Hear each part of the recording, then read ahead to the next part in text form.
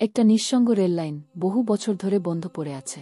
গ্রামের মানুষ বলে ওই লাইন ধরে মাঝরাতে একটা ট্রেন ছুটে যায়, কিন্তু সেই ট্রেনের কোনো ড্রাইভার নেই, যাত্রী নেই, সবাই মৃত আত্মা। রাত তখন গভীর। শুভ নামে এক যুবক রেললাইনের পাশে বসে বন্ধুর চ্যালেঞ্জ নিতে অপেক্ষা করছে। হঠাৎ দূরে থেকে শোনা গেল ট্রেনের হুইসেল। অথচ এ লাইনে তো বহু বছর ধরে কোনো ট্রেন চলে না। শুভ অবাক হয়ে দাঁড়িয়ে গেল।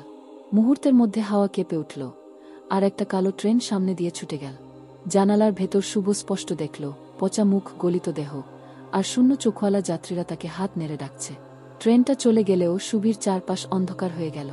কানে ভেসে আসতে লাগলো একসাথে শত শত মানুষের চিৎকার। হঠাৎ তার পায়ের নিচে লাইন কেঁপে উঠল, আর লালচে আলো ছড়িয়ে মাটির ফাঁক থেকে বের হতে লাগলো পোড়া হাড়গোড়। শুভ দৌড়াতে চেষ্টা করল, কিন্তু তার শরীর যেন হিম হয়ে গেছে।